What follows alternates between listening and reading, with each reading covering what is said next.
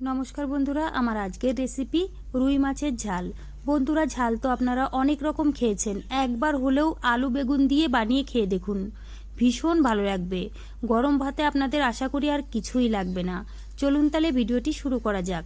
এখানে নিয়েছি আমি রুই মাছ। মাছগুলো খুব ভালো করে ধুয়ে নিয়েছি। এবার আমি হলুদ, লবণ আর কাশ্মীরি লঙ্কার গুঁড়ো দিয়ে ভালো করে মেখে নেব। খুব ভালো করে মেখে নিয়েছি। এবার আমি সাইডে সরিয়ে রাখবো। আর এইদিকে টাটকা টাটকা বেগুন আর নিয়েছি আলু। আজকে আমি নতুন আলু নিয়েছি, ভালো করে কেটে তারপরে ধুয়ে নিয়েছি। আর এইদিকে নিয়েছি কালো সরষে আর নিয়েছি সাদা সরষে। এবার আমি পাটায় বেটে নেব। কড়াইয়ে তেল গরম হতে বসিয়ে দিয়েছি, তেলটা গরম হয়ে গেছে। এবার আমি মাছগুলো ভেজে নেব। বন্ধুরা, একটু কাশ্মীরি লঙ্কার গুঁড়ো দিয়ে যদি মাছটা ভাজা হয়, মাছের কালারটা কিন্তু ভীষণ ভালো আসে। সুন্দর করে মাছগুলো উল্টিয়ে পাল্টিয়ে লাল লাল করে ভেজে নিয়েছি।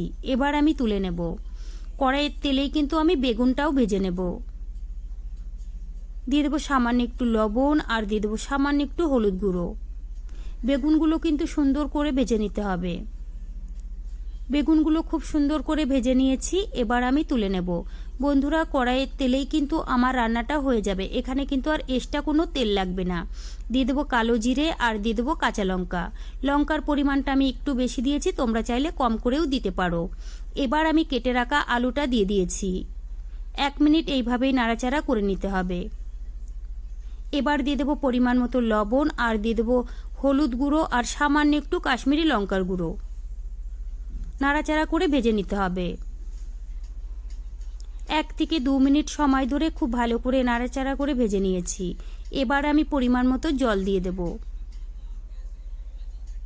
জলটা দিয়ে নাড়াচাড়া করে ঢেকে রাখতে হবে। 5 মিনিট ঢেকে রেখেছিলাম, ঢাকনাটা তুলে নিয়েছি।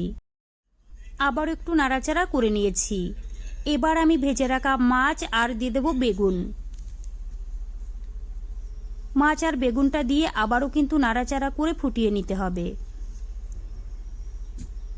2 থেকে 3 মিনিট সময় ধরে কিন্তু আবারও ভালো করে ফুটিয়ে নিয়েছি।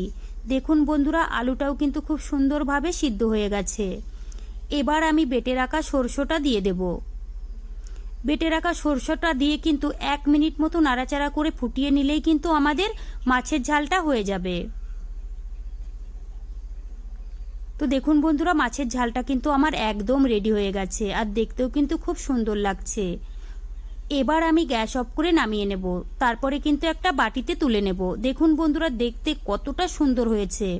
গরম গরম ভাতের সঙ্গে আপনাদের আর কিছুই লাগবে না।